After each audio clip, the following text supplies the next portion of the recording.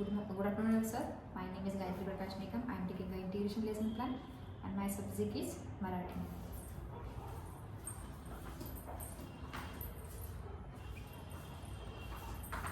Good afternoon, everyone. Good afternoon ma'am.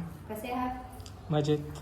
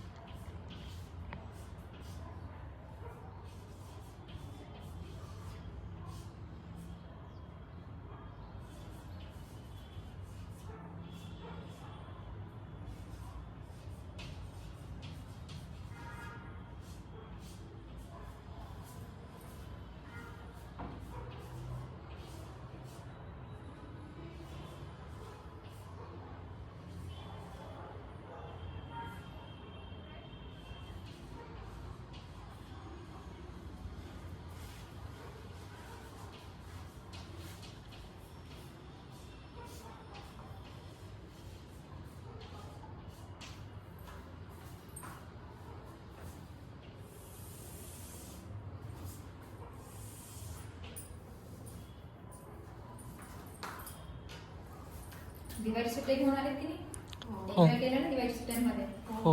बरं. गावाला गेले, मामाच्या गावाला काही जण गेले असतील, तर तुम्ही गाव खेडेगाव बघितलं आहे? हो. आई वडील जेव्हा तुमचे गावी जायचे, आजी आजोबा त्यांच्या गावाला जायचे, तिथली शाळा वगैरे तिथला परिसर बघितलाय? परिसर कसा असतो तिथला?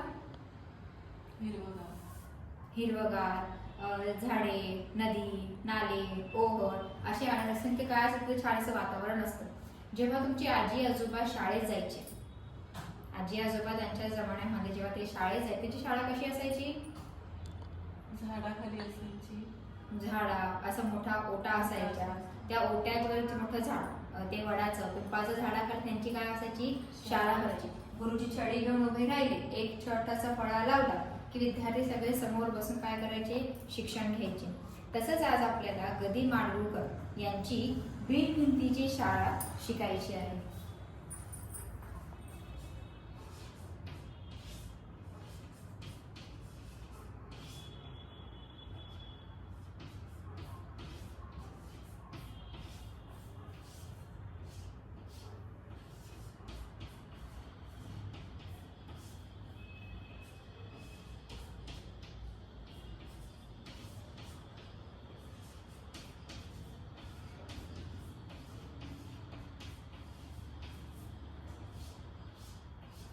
सरांनी पुस्तकं काढली?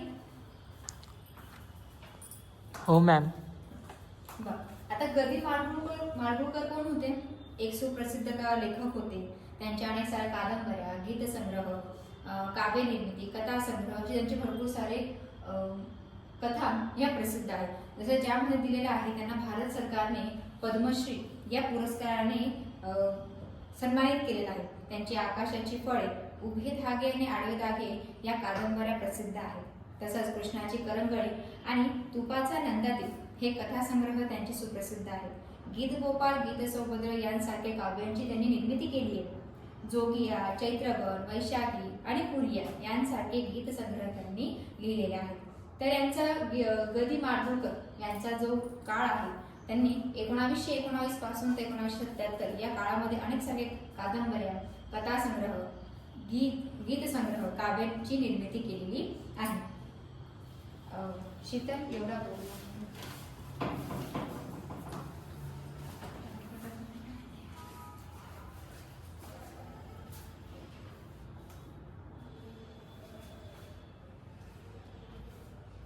कविता दिसते सगळ्यांना? हो मॅडम.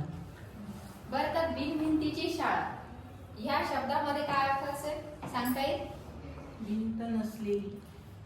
ज्या शाळेला भिंत नाही त्या शाळेला आपण काय म्हणतो? बिनभिंतीची शाळा.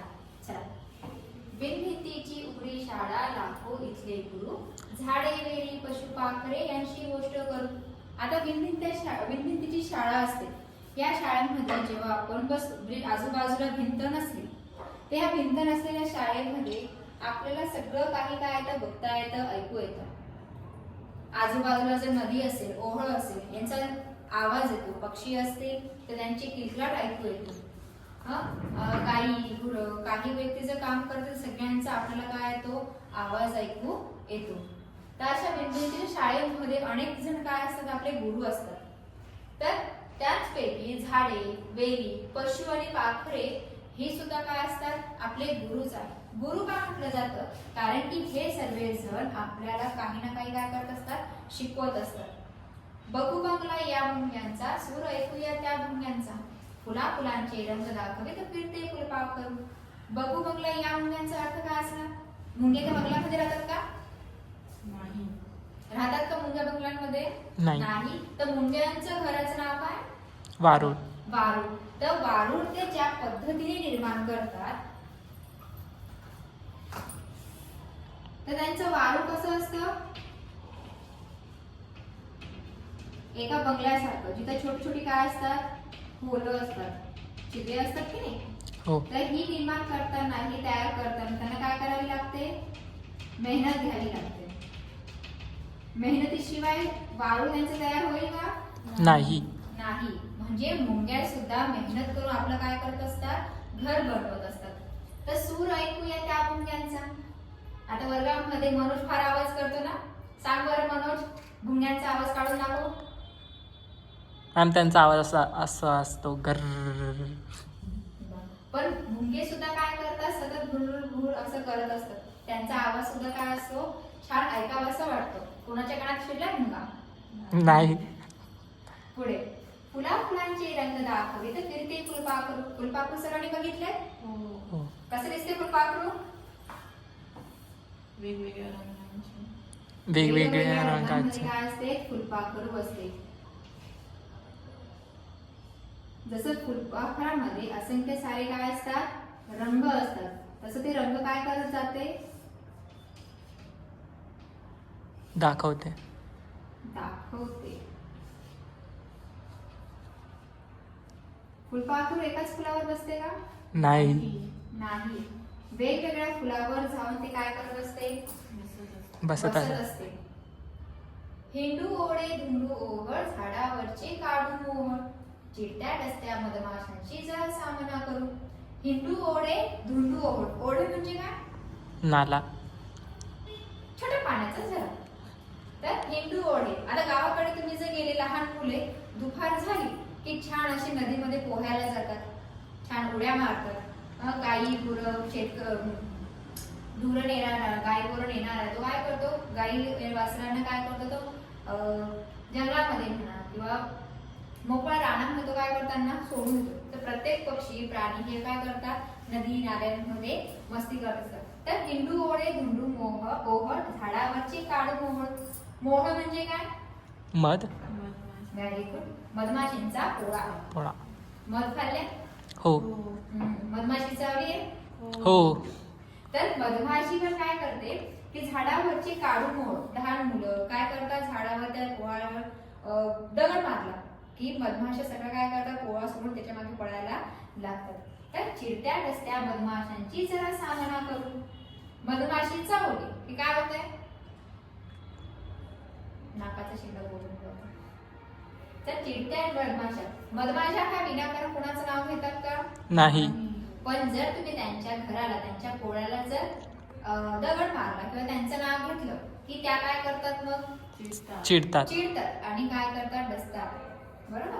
अशा मधमाशांचा काय करू म्हणे सामना करू.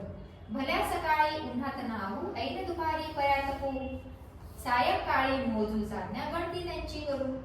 आता भल्या सकाळी म्हणजे पहाटेच्या उन्हामध्ये धावू म्हणजे काय? आंघोळीला बसायचं का पहाटेच्या उन्हामध्ये? नाही. जसं जन्माला आलेली बाळ आई त्याला काय करते कोवळ्या उन्हामध्ये त्याला बसवते की उन्हाचं ते कोवळवून त्याच्या शरीरासाठी काय आहे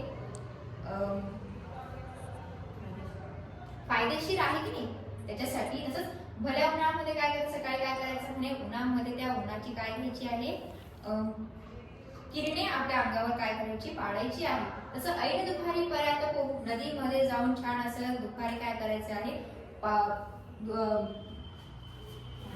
पाण्यामध्ये पोहायचं आहे. सायंकाळी मोजू चांदण्या गणती त्यांची करू. आता सायंकाळी रात्र झाल्यावर आकाशामध्ये चांदण्या दिसतात त्यांची गणती करता येते का? नाही. त्यांची गणती करता करता येत नाही, पण तरी सुद्धा काय करायचं म्हणे, रात्री आपण छान असं बसून त्यांची काय करूया, गणती करू या. अशी ही गदी माडगूळकरांची यांची काय होती, बिनभिंतीची शाळा. चला आता कोण वाचून दाखवतो ही कविता. ठीक, चला आपण सर्व सुद्धा बोलूया. बिनभिंतीची उघडी शाळा, लाखो इथले गुरु. बिनभिंतीची उघडी शाळा, लाखो इथले गुरु. झाडे वेली पशुपाखरे यांची गोष्ट करू. झाडे वेली पशुपाखरे यांशी गोष्टी करू. बघू बंगला या मुंग्यांचा, सूर ऐकूया त्या भुंग्यांचा. बघू बंगला या मुंग्यांचा, सूर ऐकूया त्या भुंग्यांचा. फुला फुलांचे रंग दाखवित फिरते फुलपाखरू. फुला फुलांचे रंग दाखवित फिरते फुलपाखरू. हिंडू ओढे धुंडू ओहळ, झाडावरचे काढू मोहळ. हिंदू ओढे धुंडू ओहळ, झाडावरचे काढू मोहळ. चिडत्या डसत्या मधमाशांशी जरा सामना करू. चिडत्या डसत्या मधमाशांशी जरा सामना करू. भल्या सकाळी उन्हात नाहू, ऐन दुपारी पर्यात पोहू. भल्या सकाळी उन्हात नाहू, ऐन दुपारी पर्यात पोहू. सायंकाळी मोजू चांदण्या गणती त्यांची करू. सायंकाळी मोजू चांदण्या गणती त्यांची करू. छान छान छान. बरं, आता कविता सर्वांना समजली आहे? हो मॅम. ठीक आहे. मग आता कवितेमध्ये दिलेल्या तुम्हाला कवितेने निसर्गाचे गुरु, कवितेत दिलेल्या निसर्गाचे गुरु कोणते कोणते आहेत?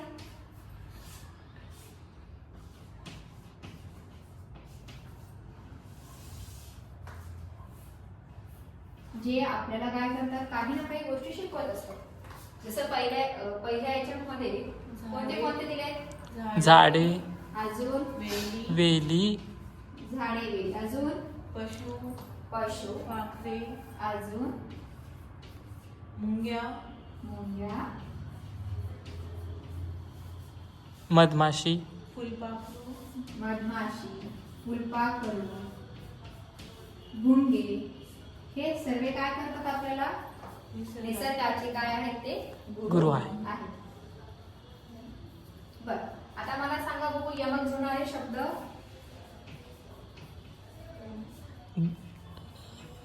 गुरु कुरु करू.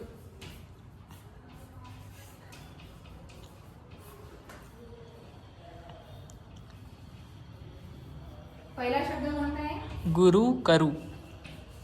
गुरु करू. दुसरा भुंग्यांचा मुंग्यांचा.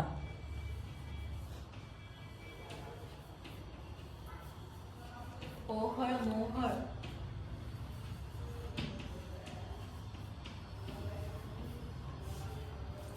तिसरा ओहळ आणि मोहळ.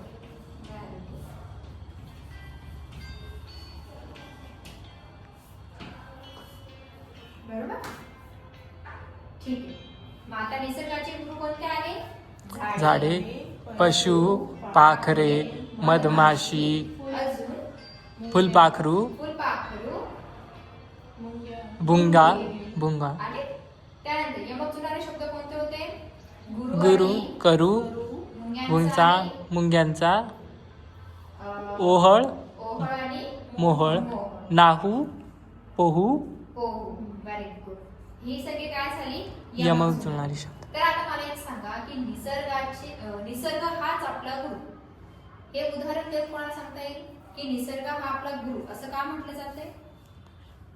निसर्ग वेगवेगळ्या स्वरूपात आपल्याला शिकवतो, त्यामुळे आपण निसर्गाला गुरु असं म्हणून संबोधतो. बरं, असं एखादं उदाहरण सांग जे तुला निसर्ग काही ना काही शिकवत असतं. झाडे सावली देतं. जसं झाड घेतला तर झाड फक्त उभे राहून सावलीच देतं का? फळ देते, फळ देतं, फुले देते, पक्ष्यांना काय देतं, ते राहण्यासाठी एक जागा देतं. अजून आसरा देतं, आसरा देतं. त्याच्यानंतर मुळापासून औषधी वनस्पती आपण झाडांपासून तयार करू शकतो. म्हणजे झाडे हे सुद्धा काय आपले निसर्गाचेच गुरु आहेत. तर तुम्ही सुद्धा येताना काय करायचं, निसर्ग हाच आपला गुरु आहे हे संदर्भाचं काय करायचं, उदाहरणं लिहून आणायची. कविता समजते तुम्हाला? हो. ठीक. गदी माडगुळकर यांचे अनेक साहित्य काय आहेत, कथा संग्रह सुद्धा आहेत. त्यांची यादीही करून आणायची आणि बिन हिंदीची शाळा ही काय करायची, पुन्हा बहीमध्ये लिहायची. आणि उद्या आपण येताना काय करू, पुन्हा ही तालासुरामध्ये तिला गाऊया.